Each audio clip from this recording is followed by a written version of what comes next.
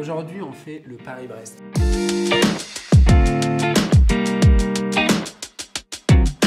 Le Paris-Brest, je sais que c'est un de mes gâteaux les plus aboutis. Il est composé de plein d'éléments. Évidemment, la pâte à choux qu'on a fait dans une autre vidéo. Cette fois, la pâte à choux, on va la recouvrir d'un craquelin. On va également faire une sorte de nougatine de noisettes, la crème Paris-Brest, donc la fameuse crème Paris-Brest qui est composée d'une crème au beurre, d'une meringue, puis aussi d'une crème pâtissière à la noisette, une pâte de noisette légèrement salée. On va réaliser ensemble ce gâteau, on va le monter, et j'espère que vous allez bien vous débrouiller, et puis moi je vais vous donner les bonnes instructions pour que vous réussissiez ce gâteau qui n'est, encore une fois je le dis, pas évident.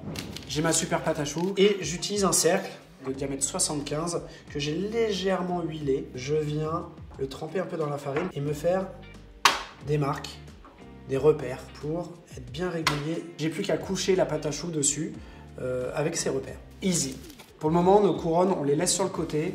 Juste le temps de pouvoir finir le craquelin et le détailler et les poser dessus. Alors, je prends mon beurre. Hop. Alors, le beurre, il est assez mou. Hein, et je vais le mélanger avec mon sucre, comme ça. Donc, je le mélange. Et là, je viens rajouter la farine petit à petit pour pas que ça fasse de nuages de farine, qu'on en mette partout. Quand le beurre commence à bien ramollir, le craquelin commence à prendre un petit peu sa forme. Puis on va obtenir à la fin une petite pâte qu'on va pouvoir étaler entre deux feuilles. On peut faire ça sur des feuilles de papier sulfurisé ou sur des papiers cuisson comme ça, des tapis de cuisson. On va essayer de l'étaler de manière régulière. Je prends une feuille. Avec mon rouleau, je vais commencer à abaisser.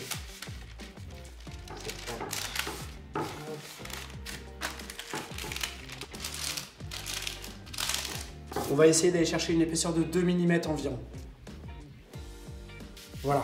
Donc le craquelin est bien étalé à peu près de manière homogène et uniforme sur toute la surface. On va le mettre au congélateur pour qu'il durcisse un petit peu. Le beurre qui est contenu dans le craquelin va du coup durcir et nous permettre de le détailler. En attendant, je préchauffe mon four 170 degrés.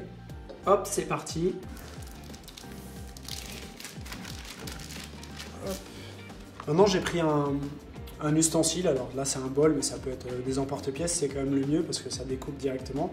Donc je vais utiliser un petit bol qui est légèrement d'un diamètre plus grand que le chou pour qu'il le recouvre complètement sur les côtés. Hop, donc je viens découper là le craquelin. Je viens faire un trou au milieu. Hop, comme ça. Et je repasse au congélateur pour pouvoir les démouler facilement.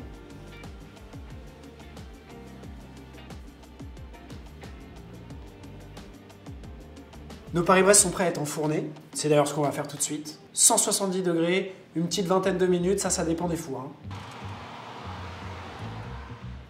On va démarrer maintenant la crème pour le Paris-Brest, la crème à la noisette. La crème pâtissière toute simple. Un peu de lait, un peu de jaune, un peu de sucre, un gélifiant, de la farine, amidon de maïs et un peu de beurre. Pendant que ça chauffe, je vais blanchir les jaunes en sucre. Hop, je mélange amidon et farine. C'est ce qui va permettre à ma pâtissière de d'épaissir en fait. Et maintenant, je vais augmenter un petit peu la puissance de mon gaz parce que j'attends un peu le lait. Là, mon lait est à ébullition. Hop, je vais directement le verser sur mon mélange jaune et sucre. Je suis pas obligé de tout mettre. Hein. Hop, je le mets à côté en attendant. Du coup, ça dilue un peu mon jaune, mon sucre. Je vais pouvoir le retransvaser dans la casserole facilement. Tac. Et on est parti pour environ 2-3 minutes de cuisson. Je remets sur le feu. Par contre, alors là, c'est important, je ne le laisse pas. Je le surveille et je fouette sans discontinuer. Sinon, à tous les coups, ça crame, ça accroche dans le fond. Et alors là, donc là, déjà, je sens que sous les battements du fouet, elle s'épaissit petit à petit. Quand la crème est cuite, la crème se décolle du fond de la casserole. Vous voyez là, on voit qu'elle se décolle. Là, ma crème est cuite. J'ai plus qu'à rajouter ma gélatine et mon beurre. Mon feu est éteint. Je commence par la gélatine. Et maintenant, j'ajoute mon beurre. Hop, en morceaux, comme ça. Voilà, mon beurre est bien intégré dans ma crème pâte. Je vais pouvoir la débarrasser. Donc cette crème, elle peut paraître un peu liquide. C'est normal. J'ai pas forcé sur les poudres parce que en fait, la poudre va avoir un goût à la fin. Ok, ça y est, les Paris-Brest sortent du four. Ils sont bien beaux, bien dorés. On passe sur la pâte de noisettes salée. C'est parti. Hop. On va torréfier ça au four. On va juste les toaster pour qu'elles aient un meilleur goût, ce petit goût de la torréfaction des noisettes. Ça part au four pour 15 minutes environ à 170 degrés. Mes noisettes sont torréfiées. Je vais maintenant les mixer. Je mets mes noisettes torréfiées avec un peu de sel. Ça y est. La pâte de noisette a un aspect un petit peu plus, on va dire, liquide. C'est pas complètement mixé lisse. Ça va plutôt avoir cette apparence-là, regardez. On voit bien les morceaux encore. C'est important de garder vraiment ce niveau-là de granulométrie. On continue avec notre crème de Paris-Brest. Ça part maintenant d'une crème anglaise qu'on va verser sur du beurre froid. Et on va émulsionner ensemble. Quand on n'a pas un robot comme ça, on peut aussi l'utiliser sur la casserole directement. Là, je mets mon lait. Hop. Donc là, je fais chauffer. Je mets à 81 tranquillement. À côté, je mets mes jaunes et mon sucre. Je vais mélanger avec un fouet.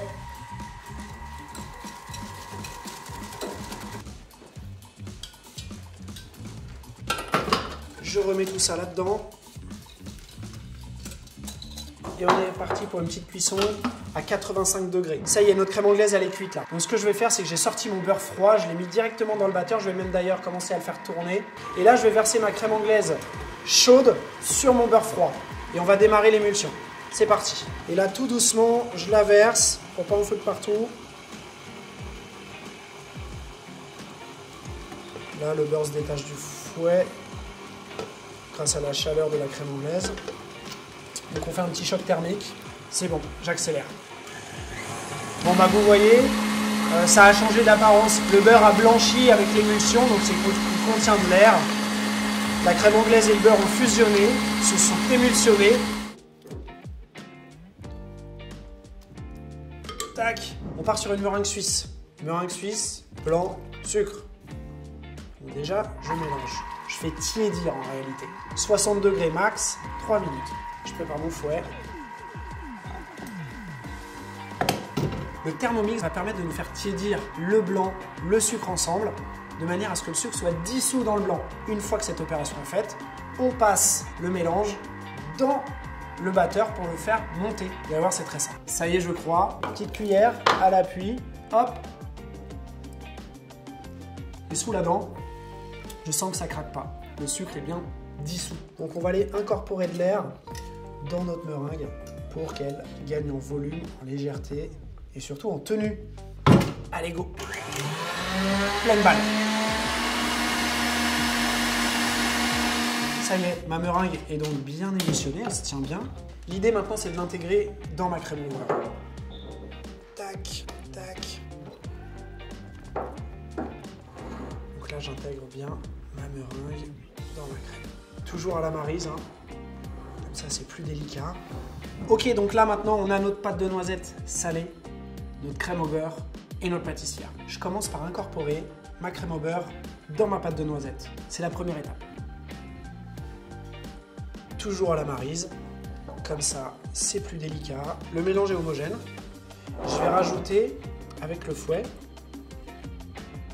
un petit peu de ma pâtissière. La pâtissière, elle doit être tempérée.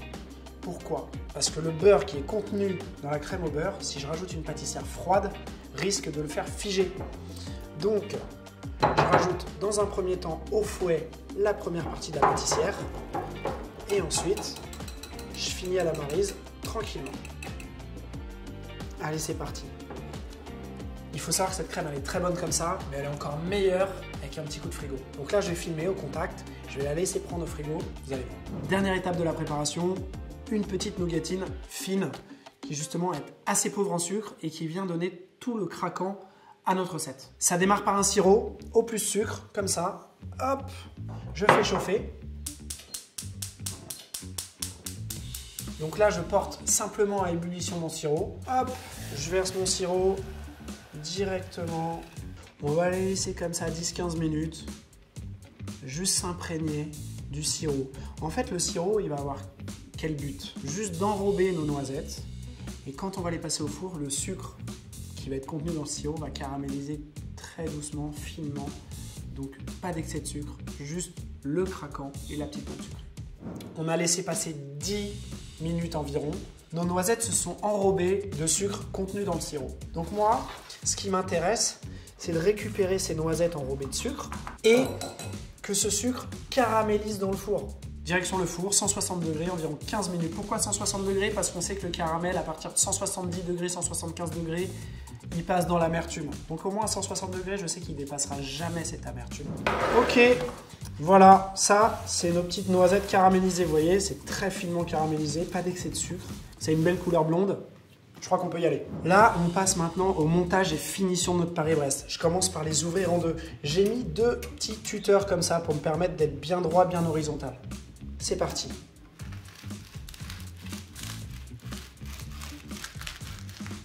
Ok. Donc là, je vais déjà mettre une première couche de pâte de noisette. Ok. Donc là, maintenant, je vais essayer d'être un petit peu généreux sur les noisettes. Hop. Donc là, déjà, on est sur une base bien généreuse. Ce que je vous propose maintenant, c'est de garnir de crème ces Paris-Brest avec notre fameuse crème de ouf. Je prends mon premier Paris-Brest.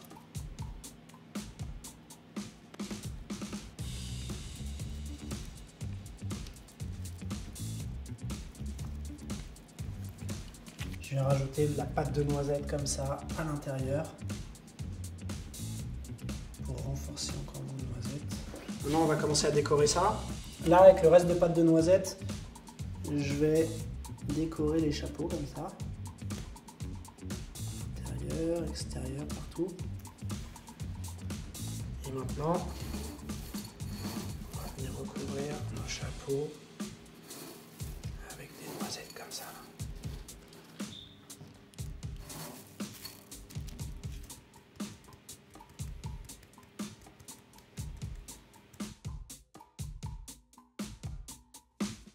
Donc là, j'ai passé un petit coup de sucre glace dessus et je viens de déposer des petites pointes comme ça de restant de pâte de noisette qui me restait pour donner un peu de brillance et de contraste.